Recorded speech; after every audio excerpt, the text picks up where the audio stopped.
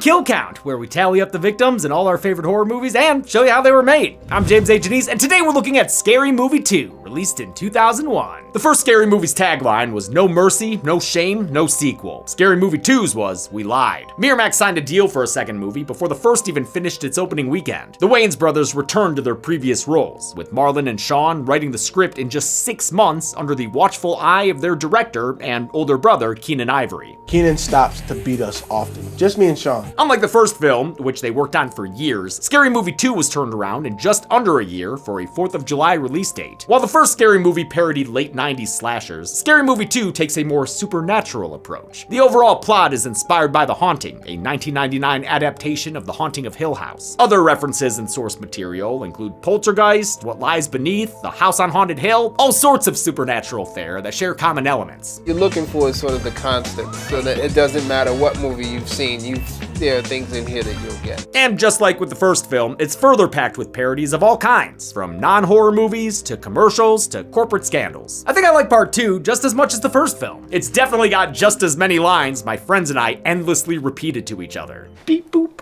Beep boop on the nose. Somehow Anna Faris and Regina Hall are even funnier, and the movie as a whole feels more character-driven. On the flip side, there is a lot more gross-out humor that I don't love. Let's just say I could use more Tim Curry and less Chris Elliott. And I like Chris Elliott. I mean, the poor guy had to live under Letterman's stairs. In any case, I think together, the first 2 Scary Movies perfectly capture a specific time, a carefree pre-9/11 Y2K era, and highlight all of its strengths and shortcomings. For that, I will always love them. And we actually don't have a sponsor for this video, so really hoping we can avoid an age restriction, but I will take this opportunity to let you know that we finally have some merch back up. Check it out at deadmeatstore.com, and there will be more coming soon. The sequel promised more laughs, more screams, and less clothes. But how about the kills? Let's find out and get to them.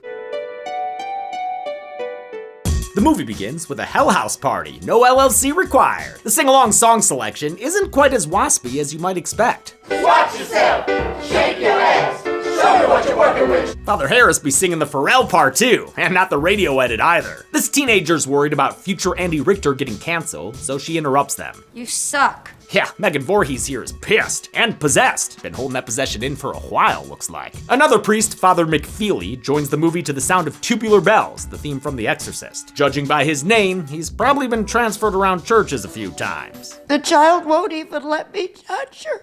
Yes.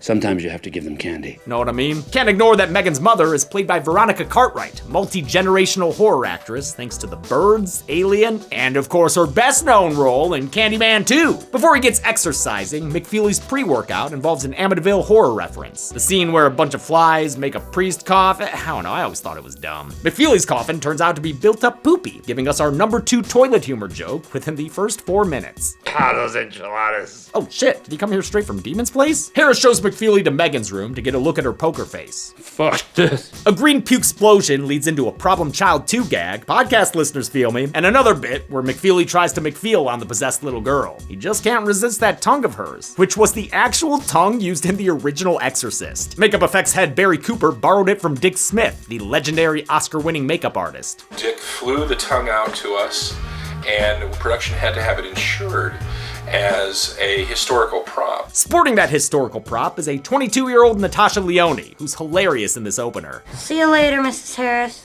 Her character Megan Voorhees obviously takes her surname from the J-Man, with a first name that sounds like Reagan, but in retrospect is a double reference. The opening scene's pretty fun, but it ends abruptly when Father McFeely blasts the demon out of her with a gun, turning her into a title card. But she was a cheerleader! The sequence was the first thing they filmed for the movie, and was originally supposed to star Marlon Brando. Yeah, the Godfather. But the near 80-year-old had pneumonia and needed an oxygen mask on set. He dropped out after a single day of filming, so he, wouldn't die. We didn't want to be responsible for killing the Godfather, right. So we got James Woods instead. That switch was a bummer for Leone, who mostly took the role so she could work with Brando. She enjoyed the one day of shooting with him, even if he was old and out of it, and it got a little awkward. He would keep his hand right on my tit, I think, because I was in the prosthetics. Marlon Brando, who doesn't have long to live, has his hand on your breast. For like hours, you know what I mean, at a time. And I'm like, that's fucking Brando. But somehow, she preferred that to James Woods. And he was less of a charmer.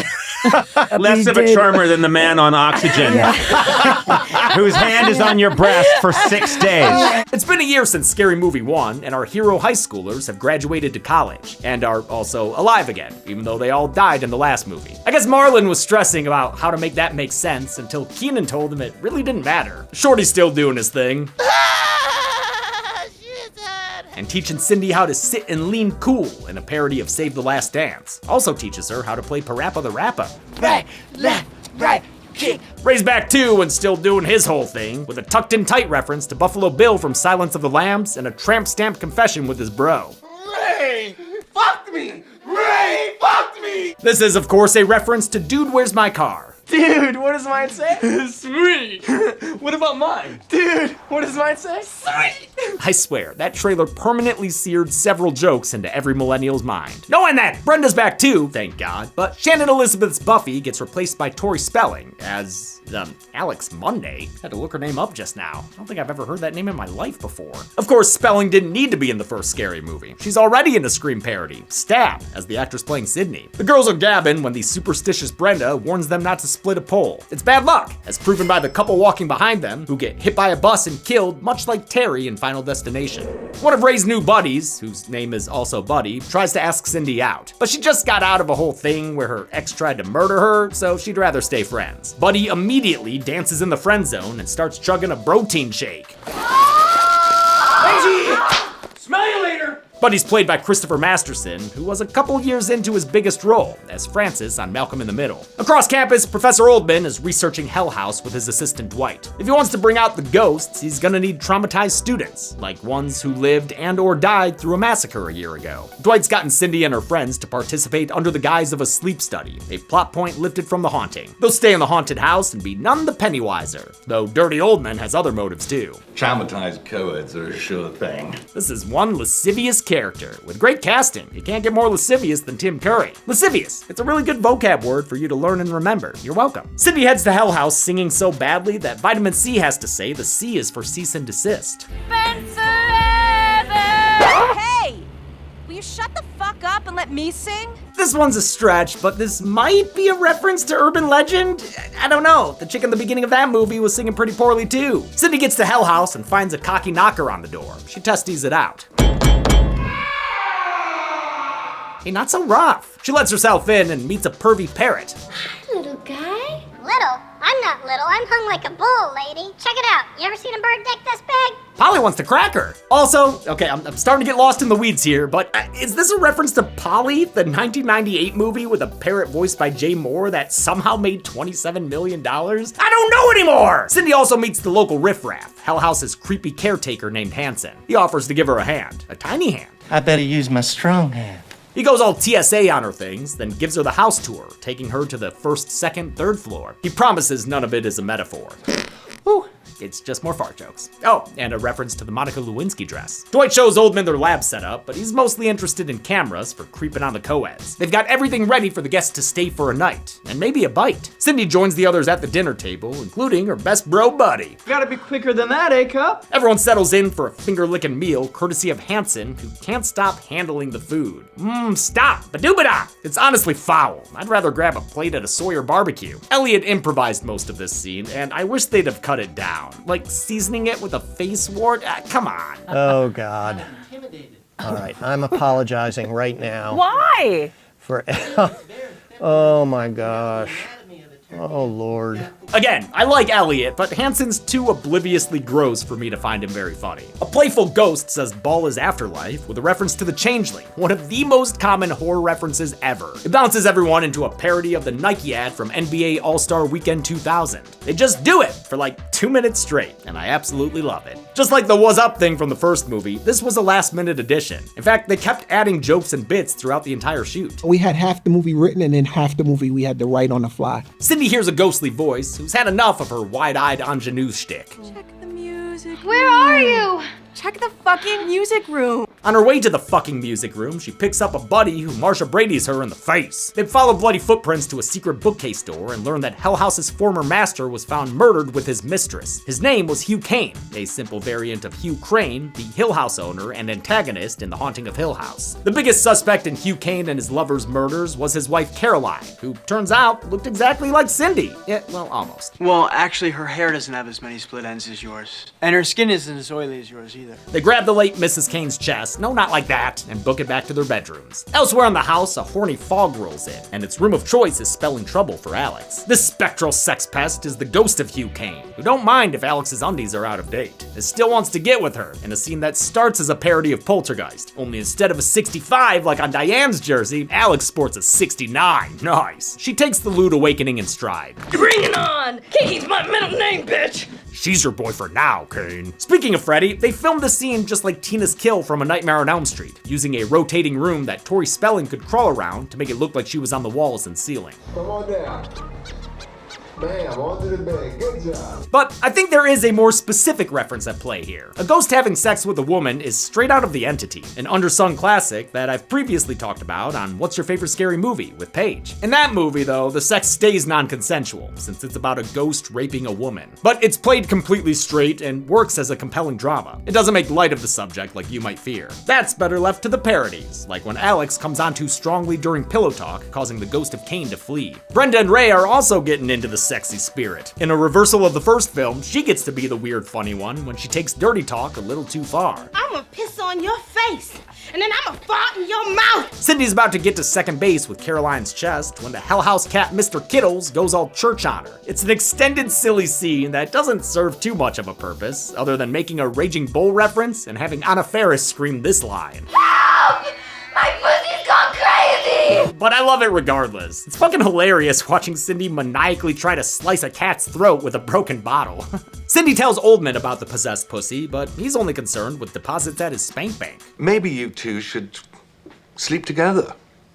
What are you getting at, Professor? A reference to The Haunting, since this newcomer's name is Theo. Theodora is a character in Shirley Jackson's 1959 novel The Haunting of Hill House. There have always been sapphic interpretations of Theo's relationship with Eleanor, the other female character in the story. Theo was played by Catherine Zeta-Jones in the 1999 version, where she was explicitly bisexual. In Mike Flanagan's series, The Haunting of Hill House, she's played by Kate Siegel and is a lesbian. That actually makes Scary Movie's Theo the straightest of them all, since she and Cindy turn down the offer and Cindy does her signature runaway. Ray's trying to do some bedtime push-ups when Creepy the Clown decides to strike. Since the clown is a reference to the one from Poltergeist, they recreate the scene where it pulls the kid under the bed. But in this version, Ray turns the tables and ends up raping the clown who was trying to rape him. I don't even know what kind of commentary I can give for a scene like this. Maybe like a funny bone joke? But how's that gonna land when you've got Ray's dick literally wrapping around the clown's neck, like an old-timey Kane pulling a bad act off the stage? Cindy finds dead wife Caroline's diaries, and reading them gets her all possessed and dressed up, and a reference to What Lies Beneath, a pretty big horror movie from 2000 that has somehow escaped my radar the past 26 years. She finds Oldman, who's ready to be thrilled, chilled, and fulfilled by this creature of the night. I think she's starting to suspect something. Who? Your wife. But he only catches some Ray instead. Chill, dude. He just came down to get a banana. Now what he's gonna do with that banana, I don't know. Shorty's keeping his new best bud hydrated with bong water. Oh man, that place would smell so bad. He kicks back and considers ordering a CD of hip-hop Christmas hits like Santa Claus is Coming on Moms. Careful, that's the fastest way to make a Santa Claus killer. Seriously, you don't want that to happen. Meanwhile, his bud's going full Audrey too and gets hungry for revenge. The others show up and Buddy saves Shorty by bribing the plant with munchies. Then it gets pulled out the window in a way that also makes me think of Poltergeist and the scene with that scary ass tree. At breakfast, Cindy tells the others what she learned about Hugh Kane and his wife. You know, the wife who looks just like Cindy, mostly. She doesn't have as many split ends and her skin's not as oily as yours. She's pretty sure Caroline killed Kane out of revenge for having an affair. And now Kane is back as a poltergeist. Oh no, son, not a poltergeist! No! What's a poltergeist? Well, it's a spirit that can physically interact with the environment and/or a horny woman. Probably a good time to leave, and Dwight does tell Oldman they need to shut this shit down, but Oldman won't listen because he's still trying to get laid. He might be in luck since the ghost of Kane's mistress Victoria arrives and briefly turns him into Nigel Thornberry. He thinks she wants to play hide and clap cheeks, but he doesn't have a clue what she's really up to, because it's murder. Yeah, pretty sure at least. We never see him again after this blackout, so I'm putting him on the count. Everyone else is locked inside the house, and the only one with the keys is Dwight. Theo tries to get them by seducing him with her whale tail, but he's just too proud. Hey, I don't need your help, okay, lady? I can do it myself. He must have had that rib removal surgery kids were always saying Marilyn Manson got, because there he goes bluing himself. Looking like that guy from Wishmaster 2. While he's busy auto-filleting, Theo knocks him unconscious and swipes the keys. But even with the keys, the house just won't let them leave. Dwight recovers and joins up with them, handing out ghost guns, body fluid detecting goggles, and the best communication device they can afford. Those is Dixie cups. With that, they decide to split up. How come every time some scurry shit happen that we need to stick together, you white people always say let's split up? It's one of the best known horror cliches, and was a solid contender in our March Madness bracket of worst horror tropes. Doesn't stop them from doing it and segregating the group, with the black characters not a fan of their survival odds, which is another horror cliche, of course. Cindy and Buddy find a real bastard Skelly hiding beneath a reference to the 2000 election. Oh man, that was probably the point where we branched off onto the worst timeline, huh? They Scooby-Doo scramble out of there, and Cindy leads the Skelly straight to Brenda. At first, Brenda doesn't want to help her frenemy, but then she realizes it ain't that deep. Cindy! This is a skeleton, this is bones! Hell yeah, that's what I'm always saying. They give that bony bastard exactly what he deserves. The skeleton, which feels a lot like the one in William Castle's House on Haunted Hill from 1959, was a full practical puppet with 5 people controlling it, and a radio operator for the mouth. Love to see it. Alex has gone full Fatal Attraction on Hugh Kane, freaking him out since he only saw her as a booty call. To shut that shit down permanently, he drops a chandelier from the ceiling, killing her. And she doesn't even get the dignity of going out with a timeless reference. You are the weakest link. Goodbye. I love how much a snapshot that line is. The Weakest Link was a successful British game show that the US had just gotten their own version of. I remember it was supposed to be like the next Who Wants to Be a Millionaire, but despite the huge expectations, it only lasted about a year. Until Jane Lynch's reboot, of course. Sex stuff is happening all over the mansion, since the ghost of Victoria targets Shorty next. Her demonic face is almost enough to make him turn her away, but it's nothing a little bag can't solve. Hope that's not the only bag involved, Shorty. Wouldn't want you getting ghosteria. And our final sex scene happens after the ghost locks Cindy and Buddy inside a walk-in freezer. Buddy sees it as a shining opportunity to get some action, so he says he's freezing to death. To save him, Cindy Jack Torrances him off. I'll never let go! His Titanic finish once again plasters her with a powerful blast. Upstairs, Dwight gets in a wheelchair race with Kane that leads into a Dirty Harry reference. Did I fire 3 shots or 117? He does, in fact, run out of ammo and decides to charge at him instead, and after one more poop joke, makes his attack. But Dwight's mission is too impossible, and he flies out the window thanks to a tire blowout. Turns out they were Firestones, which had recently had a controversy where their tires caused several accidents that killed over 200 people? What? Holy shit. Dwight's still hanging on, but refuses to take Hanson's strong hand, so he falls to the ground below. Hanson doesn't seem too bothered by it as he turns around and gets possessed by Kane. While the first Scary Movie had that Matrix-inspired fight scene, the sequel has a lot more action sequences, maybe because it had twice the budget. Scary Movie was an incredible boot camp for me. In comedy and in action. In any case, it meant a lot of serious work for the special effects team. Don't be fooled by their bins of penis gags and boobs. They had to make sure people were safe, not getting blasted too hard by vomit cannons or getting hurt during this wheelchair race. They developed fan blades that could hit someone and break without hurting them for a gag that was ultimately cut from the film. In fact, a lot of stuff was cut. It feels weird to say, but I'm impressed by Scary Movie 2's restraint. The DVD has more than 45 minutes of deleted scenes, which is more than half the movie's final runtime. A lot of stuff was cut from that opening Exorcist scene, including a bit where the bed was built and operated like a lowrider.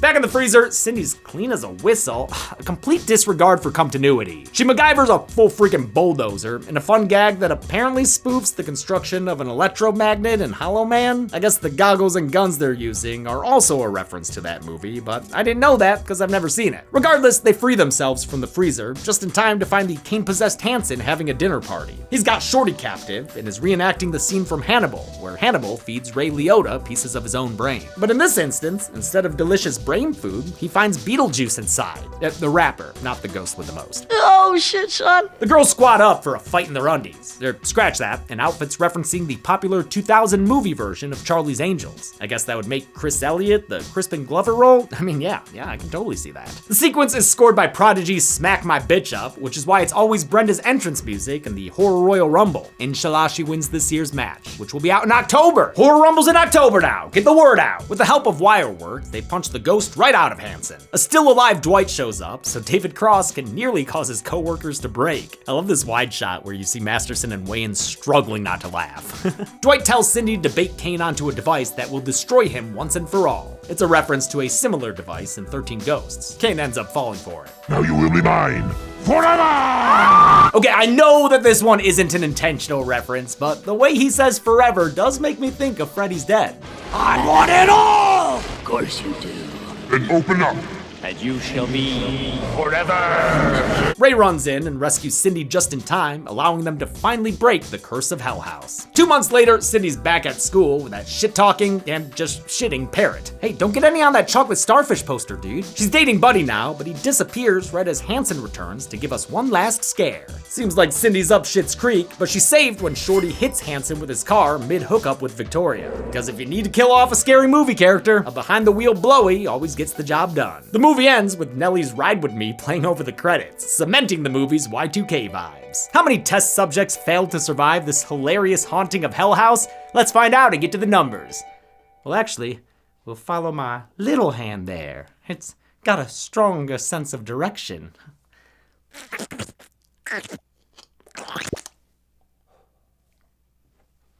There we go. I counted 6 kills in Scary Movie 2, with the victims evenly split between male and female. That gives us this evenly split pie chart, made by Hanson himself. By hand, of course. We've seen this count and breakdown 9 times before, with representatives from some of the biggest horror properties out there.